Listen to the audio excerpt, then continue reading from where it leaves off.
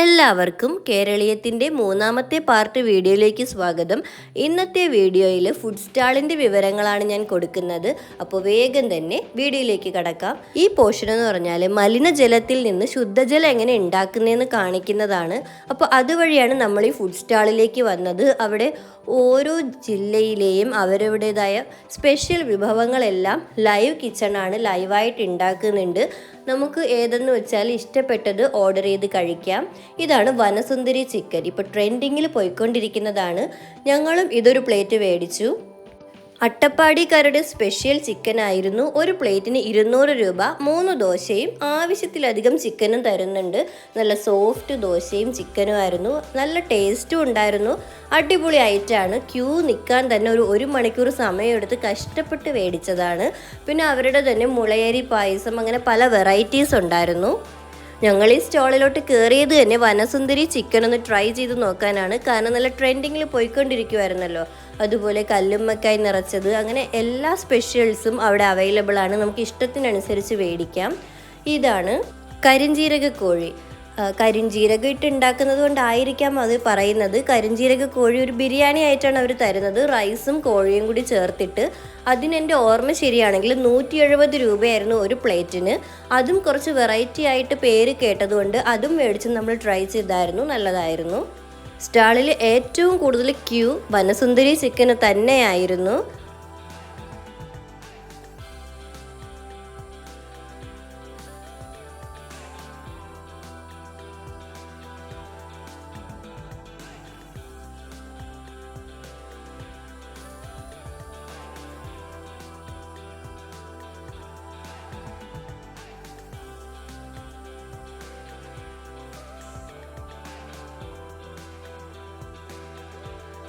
ഈ ഫുഡ് സെക്ഷനിലെല്ലാം ചെന്ന് കണ്ട് നമുക്ക് ആവശ്യത്തിനുള്ള ഫുഡ് കഴിച്ചിട്ട് അതിനുശേഷം കുടുംബശ്രീക്കാരുടെ ഒരു സ്റ്റാള് ഇതിനോട് ചേർന്ന് തന്നെയുണ്ട്.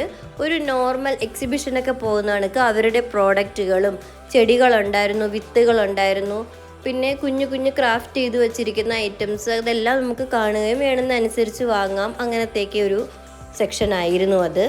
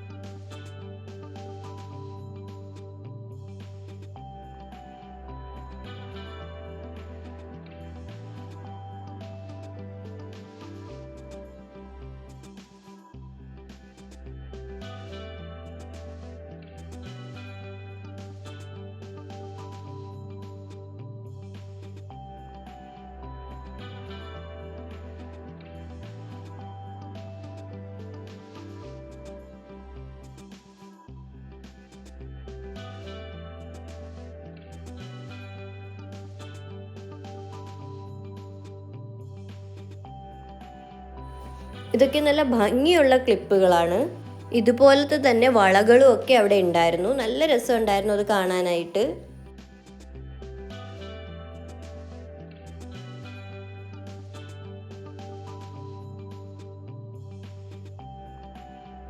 ഈ ഒരു സ്റ്റാളിലും കൂടി കയറിയതിന് ശേഷം പിന്നീട് പുത്തരിക്കണ്ടം മൈതാനിയിൽ നമ്മൾ കുറച്ച് കാണാനായിട്ട് പോയിരുന്നു. അതിൻ്റെ ഒരു കുറച്ച് വീഡിയോസാണ് ഇപ്പോൾ നിങ്ങൾ കണ്ടുകൊണ്ടിരിക്കുന്നത്.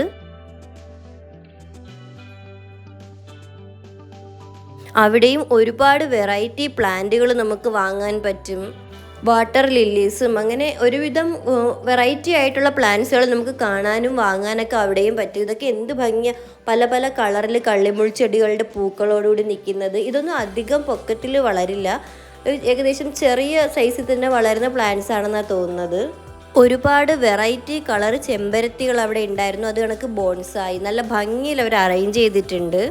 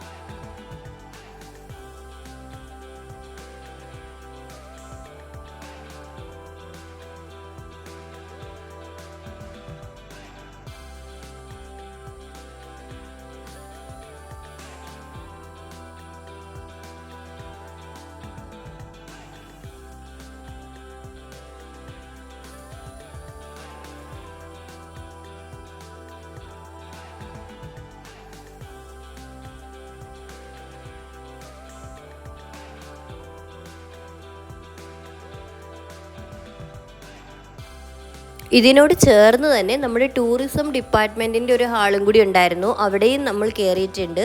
ഇതൊക്കെ ഡിജിറ്റലായിട്ട് താഴെ നമ്മൾ നടന്നു പോകുന്നിടത്ത് അറേഞ്ച് ചെയ്തിരിക്കുന്നതാണ്. അവിടെ പ്രസംഗമൊക്കെ നടക്കുന്നുണ്ടായിരുന്നു നമ്മൾ ചെന്നപ്പോൾ തന്നെ.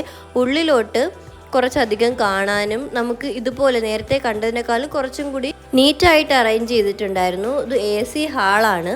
അതുപോലെ അതിനുള്ളിലാണ് ഇതെല്ലാം അറേഞ്ച് ചെയ്തിരിക്കുന്നത്. കുറച്ച് തിരക്ക് ഒഴിഞ്ഞൊരു സ്ഥലമായിരുന്നു. ഞങ്ങൾ പോയ സമയത്ത് അധികം തിരക്കൊന്നും ഉണ്ടായിരുന്നില്ല. ഇതിനോട് ചേർന്ന് തന്നെ കാറ്ററിംഗ് അസോസിയേഷൻ്റെയോ മറ്റൊരു ഫുഡ് സെക്ഷനും കൂടി ഉണ്ട്. അതിലേക്കൊന്നും കയറിയില്ല, കാരണം ഒരു ദിവസം ഇത്രയും തന്നെ കവർ ചെയ്യുന്നത് ഭയങ്കര ബുദ്ധിമുട്ടുള്ള കാര്യമാണ്. ഇതിപ്പോൾ തന്നെ പാർട്ട് 3 വീഡിയോ ആയിട്ടാണ് ഞാൻ ചെയ്തിരിക്കുന്നത്. കേരളീയം പോലൊരു പ്രോഗ്രാം നടക്കുമ്പോൾ എന്തായാലും ഒരു ദിവസമെങ്കിലും അവിടെ പോയെന്ന് കാണേണ്ടത് തന്നെയാണ്.